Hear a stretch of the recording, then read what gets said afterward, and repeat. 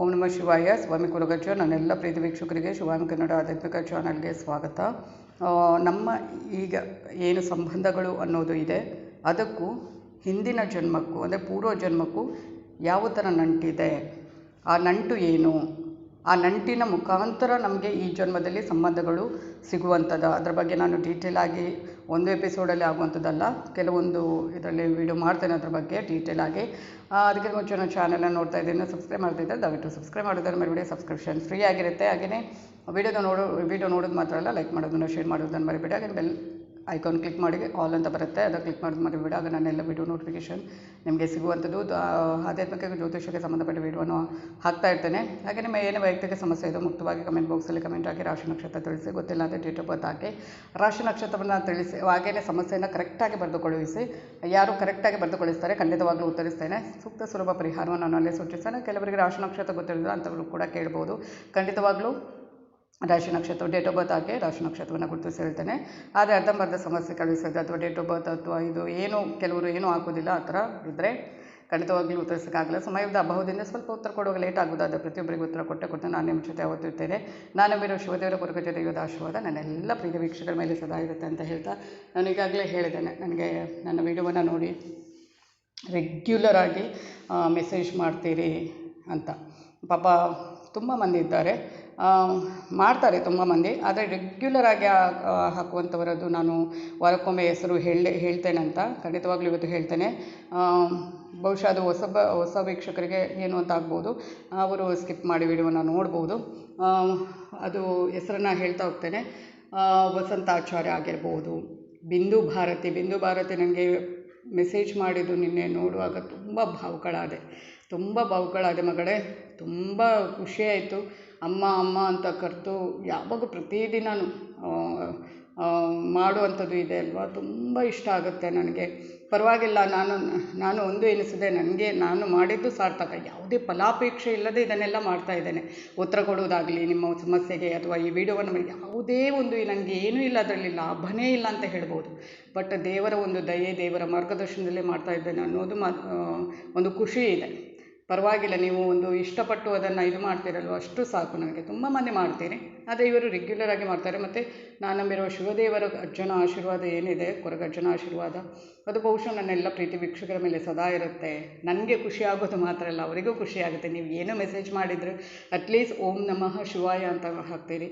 ಅದರಿಂದ ನಾನು ಸಂತುಷ್ಟಳಾಗೋದಲ್ಲದೆ, ನಾನು ಜೀವವೇ ಅಂತ ಅಂದ್ಕೊಂಡಿರುವ ಆ ಪರಮಾತ್ಮನಿಗೆ, ಆ ಶಿವದೇವರಿಗಾಗಿರ್ಬೋದು, ಅಜ್ಜನಿಗೆ ಆಗಿರ್ಬೋದು, ಅದು ಸಮರ್ಪಿತವಾಗುತ್ತೆ. ಹಾಗೆಯೇ ಬಿಂದು ಅವರು ತುಂಬ ಭಾವುಕಳಾಗಿದೆ ಮಗಳೇ. ನಿಮ್ಮ ಮೆಸೇಜನ್ನು ನಿನ್ನೆ ಓದಿ ತುಂಬ ಇಷ್ಟ ಆಯಿತು, ತುಂಬ ಖುಷಿಯಾಯಿತು. ಪರವಾಗಿಲ್ಲ, ನನ್ನ ಜೀವನ ಅಂದರೆ ನಾನು ಮಾಡಿದ್ದಕ್ಕೆ ಸಾರ್ಥಕ ಅಂತ ಅನಿಸಿತು.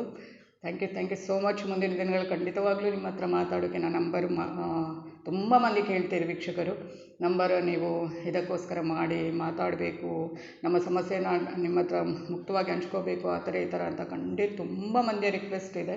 ಖಂಡಿತವಾಗ್ಲೂ ಮುಂದಿನ ದಿನದಲ್ಲಿ ಮಾಡ್ತೇನೆ. ಅದಕ್ಕೂ ಒಂದು ಶಕ್ತಿ ಅಂದರೆ ನಾನು ನಂಬಿರುವ ಒಂದು ಶಿವದೇವರ ಹಾಗೂ ಅಜ್ಜನ ಆಶೀರ್ವಾದದಲ್ಲಿ ಅದು ಆದಷ್ಟು ಬೇಗ ದಿನ ಬರಲಿ, ನಿಮ್ಮ ಜೊತೆ ಮಾತಾಡುವಂಥದ್ದು, ನಿಮ್ಮ ಸಮಸ್ಯೆಗಳನ್ನು ಮುಕ್ತವಾಗಿ ನನ್ನ ಜೊತೆ ಡೈರೆಕ್ಟಾಗಿ ಹಂಚ್ಕೊಳ್ಳುವಂಥ ದಿನಗಳು ಖಂಡಿತವಾಗ್ಲೂ ಬರುತ್ತೆ. ಹಾಗೆಯೇ ಬಿಂದು, ಥ್ಯಾಂಕ್ ಯು ಸೋ ಮಚ್ ಮಗಳೇ. ಹಾಗೆಯೇ ಅಶ್ವಿನಿ ಕುಲಕರ್ಣಿ ಆಗಿರ್ಬೋದು, ಏನಾದರೂ ಮಾಡುವಂಥದ್ದು ದಿನಾಲು, ಮೋಹನ್ ಸಾಲ್ಯನ್ ಆಗಿರ್ಬೋದು, ಹಾಗೆಯೇ ಶಶಿಕಲಾ ಅವರು ತುಂಬಾ ಏನೇ ಒಂದು ಮೇಡಮ್ ಈ ಥರ ಈ ಒಂದು ವಿಷಯದ ಬಗ್ಗೆ ಮಾತನಾಡಿ ಇದರ ಬಗ್ಗೆ ನೀವು ಇದು ಮಾತಾಡೋಂಥ ಶಶಿಕಲಾ ಅವರಾಗಿರ್ಬೋದು, ಹಾಗೆಯೇ ಅಕ್ಷತಾ ಆಗಿರ್ಬೋದು.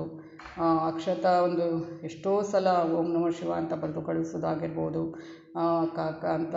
ಆಮೇಲೆ ವೈಷ್ಣವಿ ಆಗಿರ್ಬೋದು, ಸಾವಿತ್ರಮ್ಮನೂ ಮುಂಚೆ ತುಂಬ ಮಾಡ್ತಾಯಿದ್ರು, ಈಗ ಸ್ವಲ್ಪ ದಿನ ಏನೂ ಗೊತ್ತಿಲ್ಲ.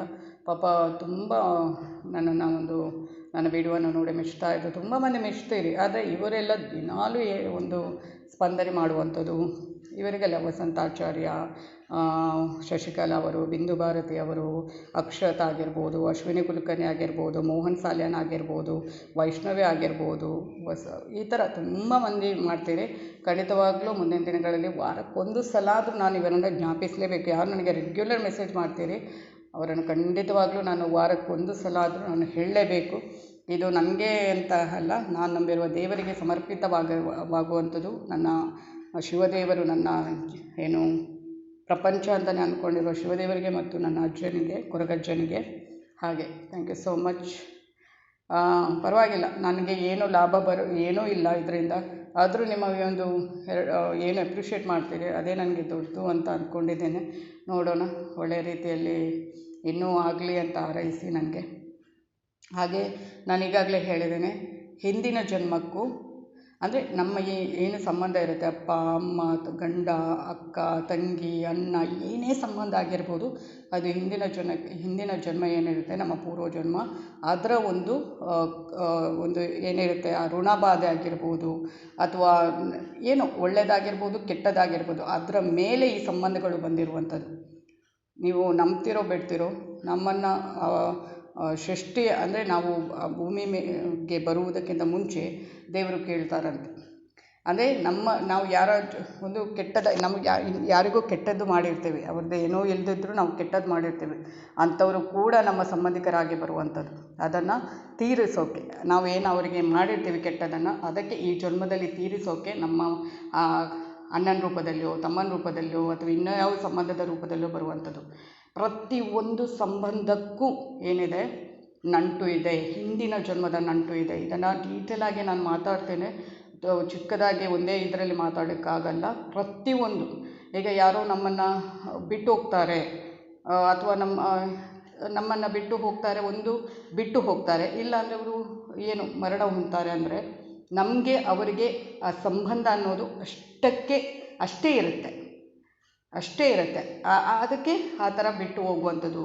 ಅದಕ್ಕೆ ನಾವು ದುಃಖ ಪಟ್ಟು ಅಥವಾ ಇನ್ನೊಂದು ಮಾಡಿ ಏನೂ ಪ್ರಯೋಜನ ಇಲ್ಲ. ನಮ್ಮ ಋಣ ಅಷ್ಟೇ ಅಂತ ಅಂದ್ಕೋಬೇಕು. ಇದ್ರ ಬಗ್ಗೆ ನಾನು ತುಂಬ ಡೀಟೇಲಾಗಿ ಮಾತಾಡಬೇಕು. ಹಾಗೆಯೇ ಯಾವುದೇ ಮಕ್ಕಳಾಗಿರ್ಬೋದು, ಗಂಡ, ಅಕ್ಕ, ಏನು ಸಂಬಂಧ ಇರಬಹುದು, ಅದು ಎಲ್ಲವೂ ಆ ಒಂದು ಹಿಂದಿನ ಜನ್ಮದ ಒಂದು ನಮ್ಮ ಒಳ್ಳೆಯದು ಮಾಡಿದರೆ ಒಳ್ಳೆಯ ರೂಪದಲ್ಲೇ ನಮಗೆ ಸಿಗುವಂಥದ್ದು. ನಾವು ಯಾರಿಗೂ ಅನ್ಯಾಯ ಮಾಡಿರ್ತೀವಿ, ಸುಮ್ಮನೆ ಅನ್ಯಾಯ ಮಾಡಿರ್ತೇವೆ, ಅಂಥವರು ಕೂಡ ನಮ್ಮ ಸೇಡನ್ನು ತೀರಿಸ್ಕೊಳ್ಳೋಕ್ಕೆ ನಮ್ಮ ಸಂಬಂಧಿಕರಾಗಿ ಯಾವುದೋ ಒಂದು ರೂಪದಲ್ಲಿ ಬರುವಂಥದ್ದು. ಸುಮ್ಮನೆ ಸಂಬಂಧಗಳು ಬರುವಂಥದ್ದಲ್ಲ, ಆಯಿತಾ? ನಮ್ಮ ಕರ್ಮಾನುಸಾರ ನಾವು ಏನು ಮಾಡಿದ್ದೇವೆ, ಒಳ್ಳೆಯದು ಮಾಡಿದರೆ ಒಳ್ಳೆಯದೇ ಅಂತ ಸಂಬಂಧ ಆ ರೂಪದಲ್ಲಿ ಬಂದು ಆ ಒಂದು ನಾವೇನು ಮಾಡಿದ್ದೇನೆ ಅವನ್ನು ಮಾಡಿದ್ದೇವೆ, ಅದನ್ನು ತೀರಿಸೋಕ್ಕೆ ನಮ್ಮ ಜೊತೆ ಬರ್ತಾರೆ. ಕೆಟ್ಟದ್ದು ಮಾಡಿದರೆ, ನಾವು ಅವರಿಗೆ ಹಿಂಸೆ ಕೊಟ್ಟು ಇನ್ನೇನು ಮಾಡಿದರೆ ಅದನ್ನು ತೀರಿಸೋಕ್ಕೆ ಕೂಡ ನಮ್ಮ ಯಾವುದೋ ಒಂದು ರೂಪದಲ್ಲಿ ನಮ್ಮ ಒಂದು ಇದರಲ್ಲಿ ಬರುವಂಥದ್ದು, ಅಂದರೆ ಜೀವನದಲ್ಲಿ ಬರುವಂಥದ್ದು. ಎಲ್ಲದಕ್ಕೂ ಸಂಬಂಧ ಇದೆ. ಅದರ ಬಗ್ಗೆ ಡೀಟೇಲಾಗಿ ಮಾತಾಡ್ತೀನಿ ಮುಂದಿನ ಒಂದು ವಿಡಿಯೋದಲ್ಲಿ. ಕಾಯ್ತಾ ಇರಿ.